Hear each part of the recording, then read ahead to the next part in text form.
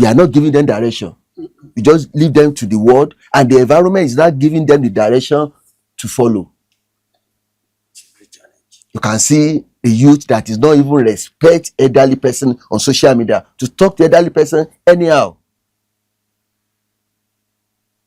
The way you see them as if tomorrow will not come, the way they are representing themselves on social media. And thank God for the Facebook, the way you put yourself today, in the next 1-2 years, The memory will the memory will be brought up, and you will now be looking at. And I don't think they realize that now. As I said earlier, social media have its own positive value, which we can resort to the benefit of it as a Muslim youth. Societal expectation. We did not prepare them for what the society should expect from them. They are not well equipped. They are not well equipped. They have different activities that they are running that is not value to the purpose of Islam. Uncertainty on the careers uncertainty. You can hear most of our youth today, they will say that education is a scam. Because they will analyze it to you that, come, if I go to that school, what am I going to achieve after coming at the end of the day? Because they feel that the society has not prepared them for what they want and what they need in life. So the pressure is there on them that what are the things that they want to achieve after leaving the school. That's why they are now resorting to different fake life on social media. That's why I started with social media. And different things are coming up to give them a direction. The parents are there. They are busy making money. Yeah, it's good that you make money to train them, but do you give them the direction based on that money? Yes, we can say our own generation. If you are having any, no matter how our parents are putting us together, they will still deal with us if you are doing the wrong thing. But today, you will see the children of today, the youth of the day, don't even consider they don't even respect their parents anymore. According to Quran 4, verse 13, Surah Nisa, which Allah says, and do not wish for that by which Allah has made some of you exceed other. What the Quran, that verse of Quran is giving us is that don't compare yourself with other youths. The modern youth, because of the faith, don't compare yourself with the other youth, because Allah created you for a purpose. And from on that, you must understand that your own path is different from other person's path. That is what the higher of the Quran is giving to us. And understanding the purpose in Islam. Today, our ultimate purpose is not divine as a youth by worldly success, but by the will of Allah, to believe in Allah, to contribute to the goodness of people. That is what our purpose in life. It's not by what you acquire alone, but by your belief in Allah and what you can contribute to the success of the people around you. But for you that you just, I want to acquire, I want to achieve this as a youth, that's not what Allah created you for. You need to do your purpose as a Muslim. And Allah created every person with intention. And you need to understand it that your intention is not random. The creating you is had a purpose for you to achieve in life and the people around you as a youth. And I'm talking to our youth.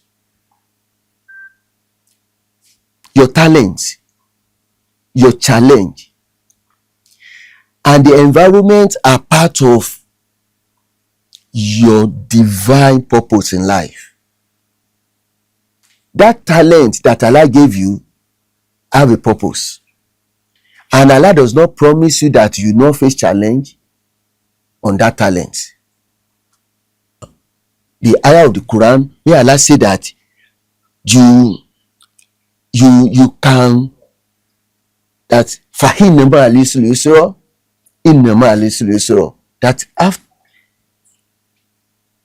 after the difficulty there is ease.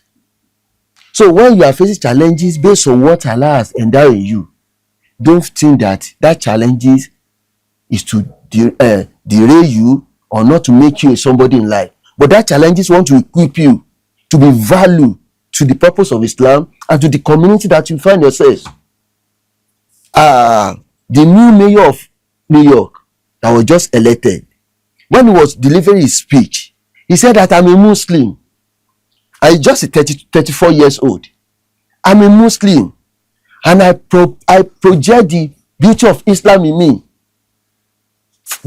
Despite all the tribulation, intimidation after the 9/11 on we Muslims in this New York, Islam is my religion.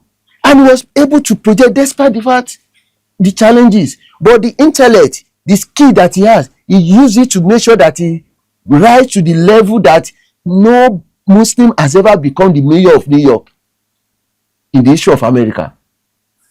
As a youth. So I'm talking to you as a youth.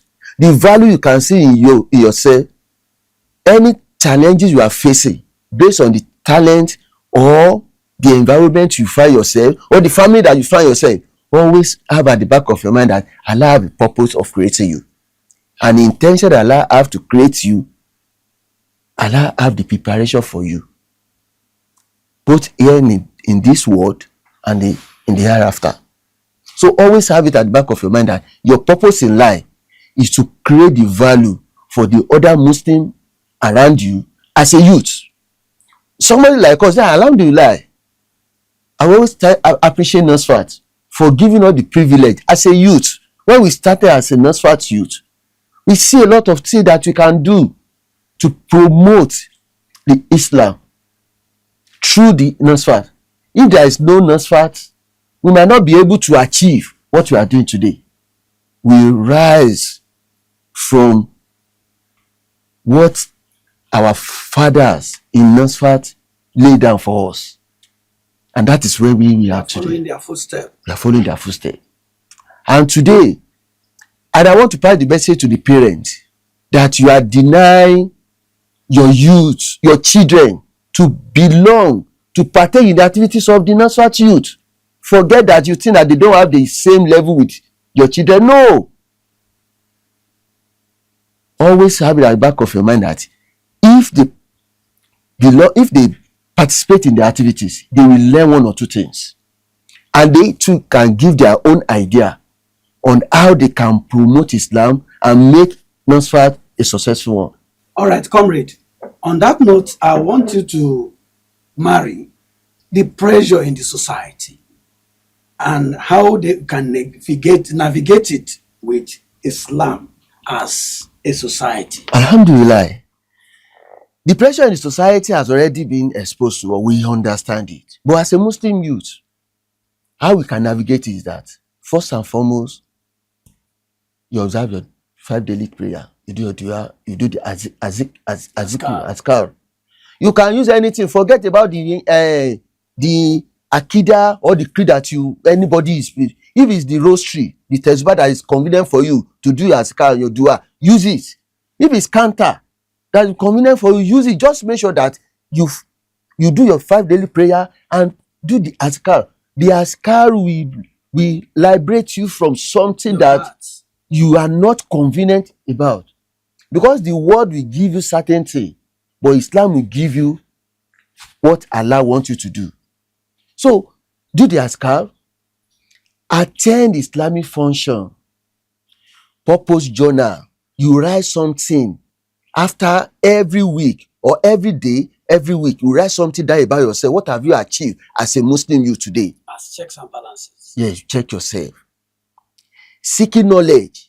As a Muslim youth, you need to seek knowledge. you attend different activities that Islam has laid down, especially NOSFAT. NOSFAT youth has laid down different activities. We have for our sister, we have sister circle.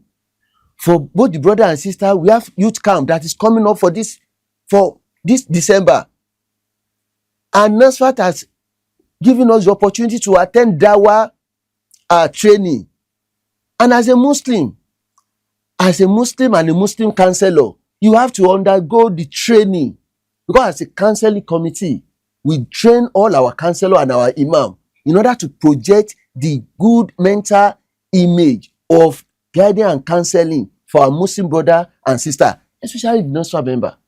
So you seek knowledge to uplift yourself, so that anywhere you find yourself among the Muslim brother and sister, or even on other faith, by the time you are talking, they appreciate you. Filter people that you relate with. Know the kind of people that you work with, and make dua. With this, Allah will guide us and will show us as a youth the value, the purpose of being a Muslim youth, and to show the best value of a youth. And I want to use this medium to thank our chairman for guiding and counseling committee, Dr. Oladipo Koyum, PhD, ex-official of NOSFAT, for putting this program together. As I said earlier, we have been doing this at the back end at NOSFAT headquarters.